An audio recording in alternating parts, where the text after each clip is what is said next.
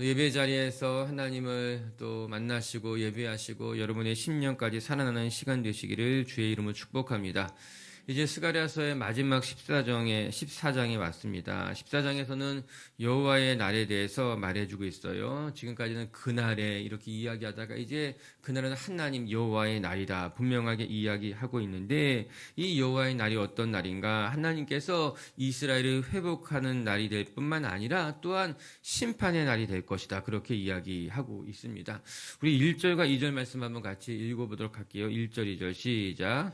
여호와의 날이 이르리라. 그날에 내 재물이 약탈되어 내 가운데서 나누이리라. 내가 이방 나라들을 모아 예루살렘과 싸우게 하리니 성읍이 함락되며 가옥이 약탈되며 부녀가 욕을 당하며 성읍 백성이 절반이나 사로잡혀 가려니와 남은 백성은 성읍에서 끊어지지 아니하리라. 아멘. 우리가 읽은 개역개정에는 여호와의 날이다 이렇게 번역하고 있지만, 다른 번역들을 보게 되면은 여호와의 날이라고만 번역하지 않고 여호와의 심판의 날이다 이렇게 번역한 책들이 훨씬 더 많습니다. 하나님께서 이스라엘 백성들을 구원하시지만 동시에 그날에는 하나님의 심판이 일어나게 된다라고 하는 거예요.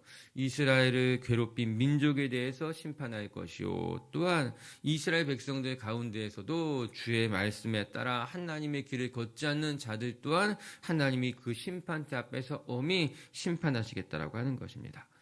그런데 놀라운 것은 이런 심판의 날 중에서도 남은 백성들이 있을 것이다. 오늘 성경 그렇게 말씀해 주고 있는 거예요. 2절 마지막 부분에 보게 되면 그렇게 이야기하죠. 사로잡혀 가겠지만 그 가운데 남은 백성이 있을 것이다. 그들은 성읍에서 끊어지지 않게 될 것이다 이야기하고 있는 것입니다. 여러분, 아무리 상황이 어려워져도 남을 백성은 남게 된다라고 하는 거예요. 하나님의 심판이 엄중하게 임한다 하여도 그 속에서 하나님의 말씀을 붙들고 신앙을 지켜갔던 사람들, 그 사람들이 남은 자가 되어서 하나님이 보존하실 것이다. 그들을 통해서 하나님의 역사를 계속해서 이어가실 것이다 말씀하고 있는 것입니다. 저 이야기 들으면서 다니엘의 세 친구가 생각이 났어요. 풀무불에 던져졌지만 그럼에도 불구하고 그 가운데 다치지 않았습니다. 하나님이 끝까지 보존하신 것 아니겠습니까? 여호와의 심판의 날, 크고 두려운 날이 임한다 하여도 그 가운데서 하나님께서 보존하는 사람들, 지키시는 사람들이 있다라고 하는 거예요. 어떤 사람들이겠습니까? 믿음을 잃어버리지 않은 사람들, 어려운 때에도 하나님만 바라본 그 사람들은 하나님이 남겨두실 것이다. 그들은 보존하실 것이다 말씀하고 있는 것 아니겠습니까? 오늘 이 새벽에 나와 있는 우리 비치교회 식구들도요, 여러분, 우리의 삶에 유혹의 때가 오고 또 시련의 때가 온다 할지라도 하나님을 향한 마음을 잃지 않고 하나님만 붙드는 것으로 말미암아 남은 백성, 그루터기와 같이 끝까지 살아남은 백성들로 서기를 주님의 이름으로 축복합니다. 그럼 이제 이 여호와의 날에 하나님의 심판이 어떻게 임할 것이고 그 속에서 우리가 어떠한 신앙의 길을 걸어가야 될까? 오늘 말씀을 통해 확인할 텐데요. 첫 번째 우리가 기억해야 될 것은 여호와의 심판의 날이 임할 때 하나님께서 우리 자기 백성들을 위해서 마지막까지 싸우신다는 것을 기억하라라고 하는 거예요. 우리 3절 말씀 한번 같이 읽어볼게요. 3절의 말씀 시작. 그때 여호와께서 나가사 그 이방 나라들을 치시되 이왕의 전쟁 날에 세운 것 같이 하시리라. 그때 여호와께서 나가서 이방 나라들을 칠 것이요 우리와 함께 싸울 것이다 그렇게 이야기하고 있어요. 심판의 때에 하나님께서 친히 싸우신다고 하는 것, 이 말씀을 우리가 기억해야만 합니다. 하나님께서 자기 백성들을 약탈자들로부터 지키실 것이다. 이방 민족들과 맞서 싸우실 것이다. 여러분, 하나님은 어떠한 하나님인가? 오늘 말씀을 보니까 하나님은 침묵하지 않으신 하나님, 우리 곁에서 싸우신 하나님, 이렇게 이야기하고 있는 것만 같은 거예요. 자기의 백성들이 어려운 형편에 놓여 있을 때에, 또한 악인들이 약탈을 일삼을 때에 하나님께서 결코 침묵하지 아니하시고 우리 편이 되어줘서 싸운다는 말씀이에요. 제가 어렸을 때는 프로 레슬링이라고 하는 스포츠가 있었어요. 아마 여기 계신 분들은 올 줄 다 아실 거예요. 이제 프로레슬링, 이 프로레슬링 경기 중에서 저는 2대2 경기가 그래도 제일 흥미진진했어요. 1대1로 싸우는 것도 이렇게 어렸을 때 보았지만 2대2로 싸우는 거, 그러면 1대1로 싸우다가 힘이 떨어지게 되면은 자기 편에 가서 손으로 타치를 하게 되면은 좀 기다렸다는 사람이 나와가지고 맞서 싸우게 되는 거예요. 그 타치한 사람이 힘이 센 사람이라면, 더 잘하는 사람이라면 열세에 몰렸다 하더라도 그 사람이 나와가지고 다시 상황을 역전시키게 되고 승리하게 되고 뭐 그런 모습을 보면서 어렸을 때 재밌었던 것 같아요. 흥미 있었던 것만 같은 거예요. 오늘 말씀을 보면서 하나님께서 우리 편이 되어주어서 우리와 맞서 싸워주시겠다 이야기하고 있는 것 아니겠습니까? 여러분, 강한 사람이 내 편이 되면 든든한 것 아니겠습니까? 내가 좀 연약하다 하여도, 내가 좀 열세에 몰렸다 하여도 내가 그 사람 손을 타치하게 되면은, 내가 하나님과 손을 타치하게 되면은 하나님이 이제부터는 내가 대신해서 싸울 거야. 정훈아, 수고해. 지금까지 잘했어. 이제부터는 내가 너를 대신해서 싸울 거니까 너는 지켜보기만 해. 그 생각이 나게 되더라고요. 오늘도 이 말씀을 통해서 사랑하는 빛의 교회 가족 여러분, 하나님이 말씀하시는 거예요. 하나님께서 내가 너를 대신해서 싸울 것이다. 그 마지막 때에 너가 환난을 당할 때 하나님이 등판하셔가지고 모든 상황을 역전시키시고 하나님이 맞서 싸우신다고 이야기하고 계신 것만 같은 거예요.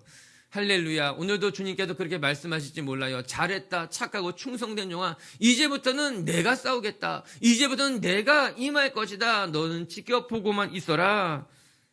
아멘.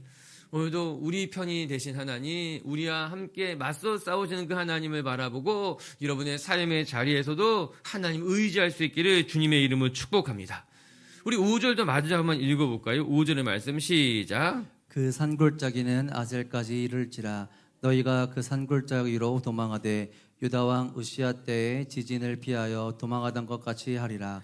나의 하나님 여호와께서 임하실 것이요 모든 거룩한 자들이 주와 함께 하리라. 아멘. 이 심판의 날의 모습을 이제 오늘 스가랴가 보면서 고백하고 있는 것인데, 여기서 스가랴가 어떻게 고백하는가? 그분을 나의 하나님이다, 이렇게 고백하고 있더라고요. 여러분, 이 말씀도 우리가 기억해야만 되는 말씀일 것입니다. 스가랴는 임하시는 여호와 하나님을 향해서 그분은 나의 하나님이시다, 그냥 심판의 하나님이다 말하는 것이 아니라 그분은 나의 하나님, 이렇게 이야기하고 있는 거예요. 무슨 말이겠습니까? 내 편이 되신 하나님, 나를 위해 싸우신 하나님, 그리고 마지막 심판의 날에는 나를 구원하기 위해서 오신 나의 하나님이라고 하는 거예요.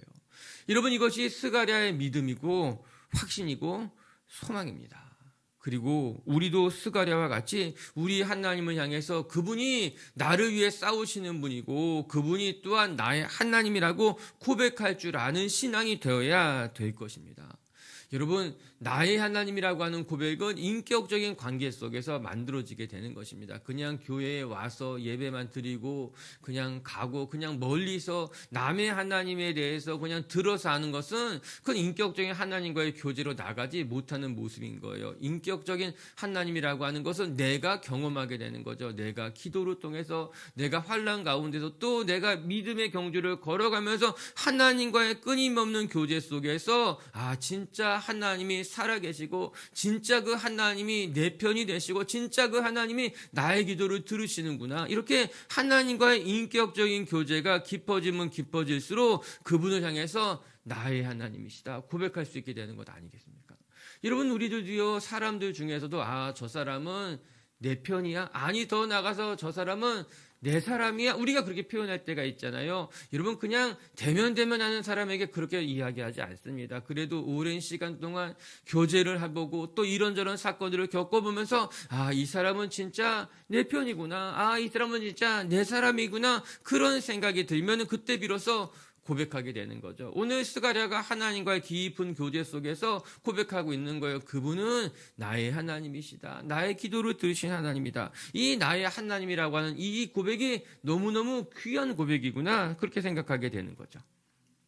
우리 빛의 교회 식구들도요, 이 기도의 자리에서 그냥 기도만 하고 가는 것이 아니라 하나님과 깊이 교제하셨으면 좋겠습니다. 여러분의 형편을 아뢰기도 하시고 하나님의 음성을 듣기도 하시고 그 가운데 하나님과 깊이 교제하면서 하나님, 나의 하나님, 나의 기도를 들으신 하나님, 그렇게 고백한다면 우리의 신앙도 견고해지고 우리의 삶도 견고하게 될 줄로 믿습니다.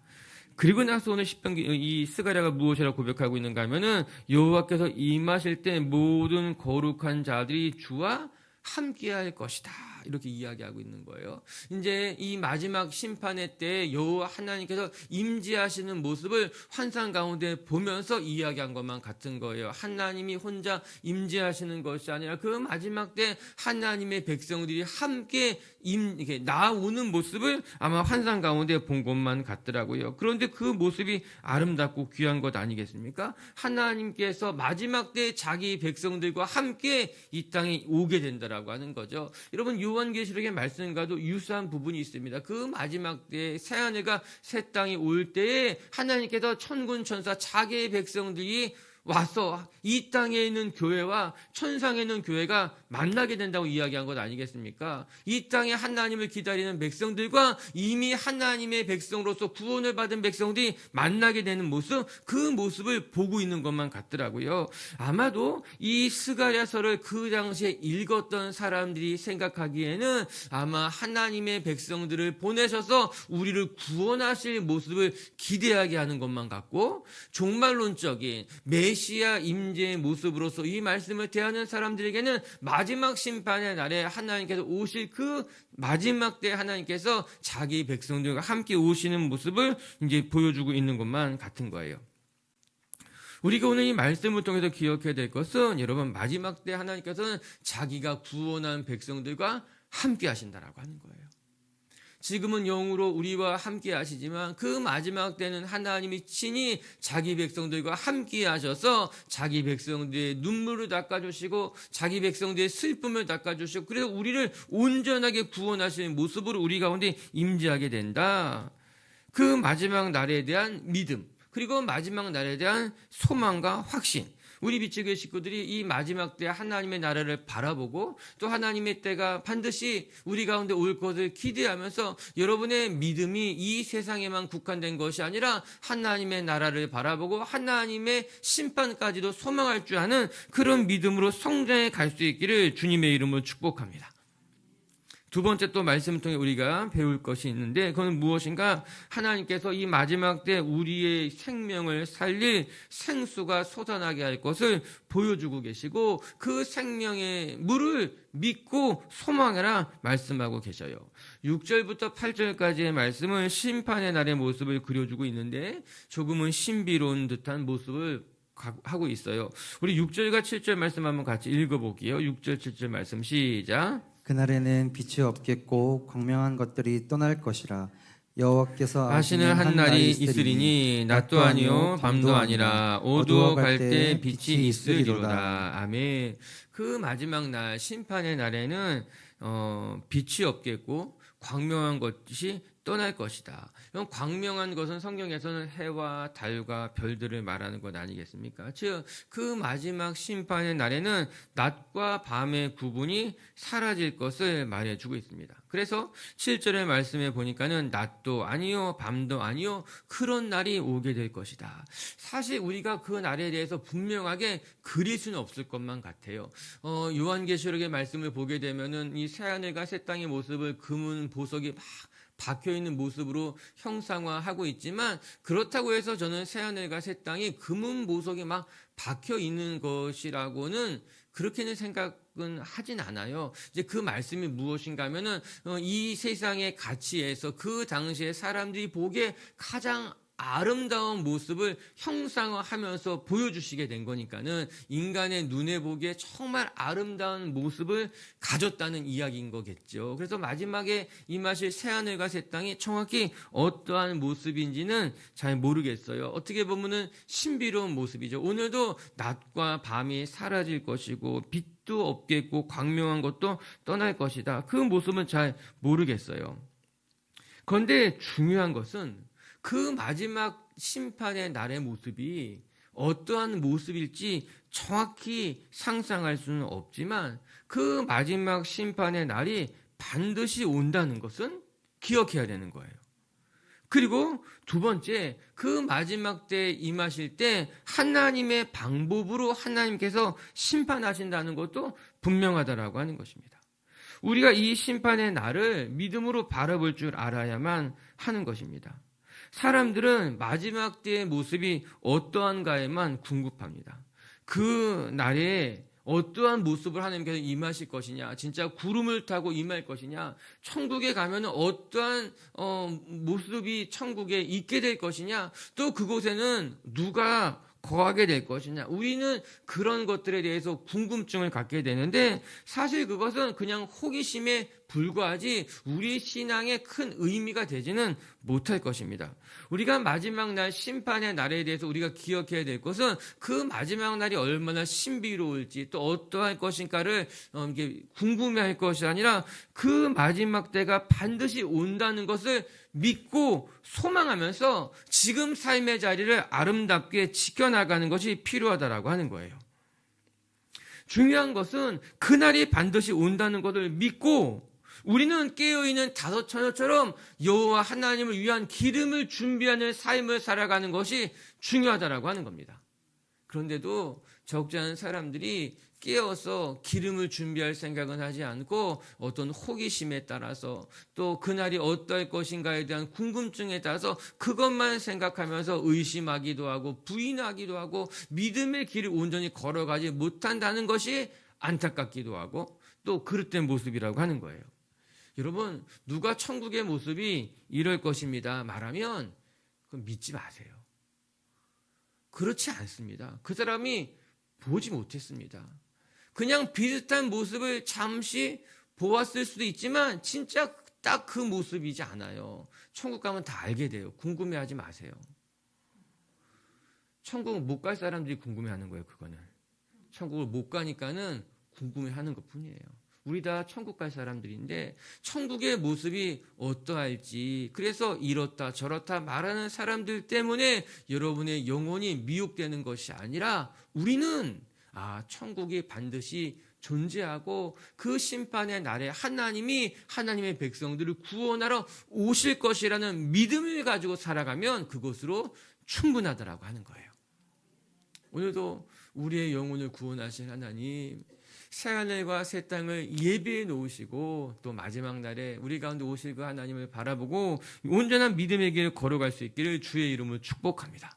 그래서 오늘 이 스가랴서의 환상은 8절에 이르러서 아름답게 표현하고 있는 것만 같아요. 우리 8절 말씀 한번 같이 읽어볼게요. 시작. 그날에 생수가 예루살렘에서 솟아나서 절반은 동해로 절반은 서해로 흐를 것이라. 여름에도 겨울에도 그러하리라. 8절에 보게 되면은 그날에는 생수가 생명수의 강이 예루살렘에서부터 흘러나와서 이렇게 이야기하고 있는 것 아니겠습니까?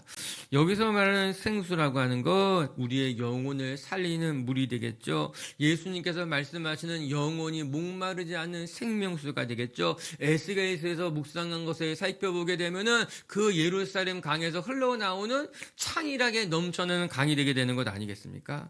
즉 우리를 심판 가운데서 구원하고 살릴 생명수의 강을 하나님께서 예비해 놓으시고 그것을 통해서 우리를 먹이시고 목마르지 않게 하시고 또한 살릴 것에 대해서 이야기하고 있는 것 아니겠습니까? 결국은 오늘 말씀이 우리에게 가르쳐주는 중요한 교훈은 그날의 심판의 날에는 예루살렘에서부터 생수가 솟아나와 즉 우리를 구원하실 예수 그리스도가 우리에게 생명의 물이 되는 것으로 말미암아 우리가 살아나게 될 것이다. 그분으로 말미암아 살게 될 것이라 말씀하고 있는 것 아니겠습니까? 묵시 문학을 읽어보게 되면은 예루살렘에서 생수의 강이 흘러나와 온 세상을 덮을 것이라고 말합니다.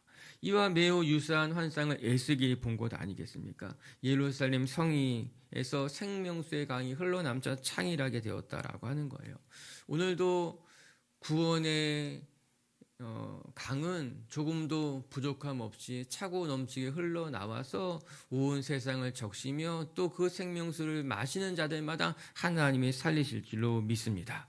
8절의 말씀에는 두 가지가 기록되어져 있어요. 또 하나가 무엇인가 그 생명수의 강이 예루살렘에서부터 솟아나와서 절반은 동해로 절반은 서해로 이거는 공간적인 모든 곳에 하나님의 생명수의 강이 흘러가게 될 것이다. 또한 여름에도 그리하고 겨울에도 그리할 것이다. 이거는 시간적인 개념으로서 여름에도 겨울에도 모든 시간에 영원토록 그 생수의 강이 흘러가게 될 것이다. 그렇게 이야기하고 있는 것 아니겠습니까?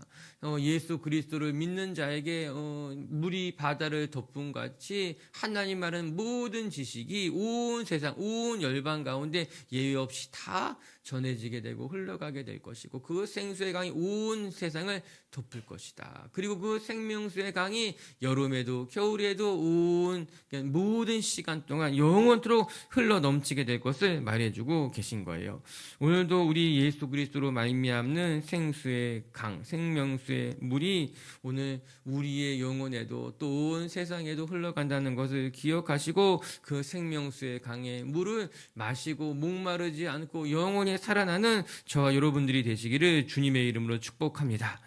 말씀을 정리하십시다. 이제 스가랴 14장에 이르러서 하나님의 심판의 날에 대해서 구체적으로 보여주면서 스가랴서가 끝나고 있습니다. 여러분, 우리는 계속해서 하나님께서 스가랴를 통해서 이스라엘 백성들을 회복시키실 것이라는 이야기를 묵상해 왔어요. 그것이 스가랴서의 굉장히 중요한 주제입니다. 성전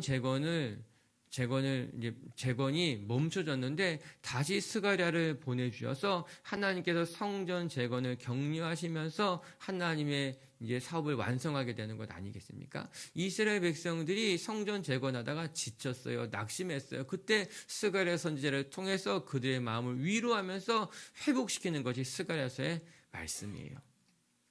오늘도 우리의 삶에 지치고 또 하나님의 일을 감당하다가 또 넘어졌을 때 하나님께서는 하나님의 사람들을 보내시고 또 때로는 친히 우리 가운데 찾아오셔서 우리를 위로하고 회복시키셔서 하나님의 사명을 끝까지 감당하게 하실 줄로 믿습니다.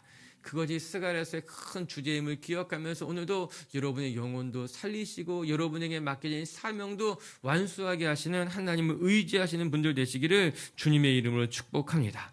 오늘 말씀을 통해 우리가 기억하고 붙들어야 될 것 첫 번째, 하나님께서는 우리의 편이 되어주셔서 우리를 대신해서 끝까지 싸우시는 분이라고 하는 거예요. 오늘도 우리가 지치면 하나님이 등판하실 거예요. 지금까지 수고했어. 이제부터는 내가 너를 위해 싸울 거야. 그래서 우리 하나님은 우리 편이 되시고 우리를 위해 싸우시는 분이라는 것을 말씀하잖아요. 여러분 기억하세요. 하나님이 지금도 여러분 뒤에서 여러분 붙들고 계시고 여러분이 지칠 때 오셔서 여러분 대신해서 싸우실 것이에요. 낙심하지 말고 그 주님만 붙드시기를 주님의 이름으로 축복합니다.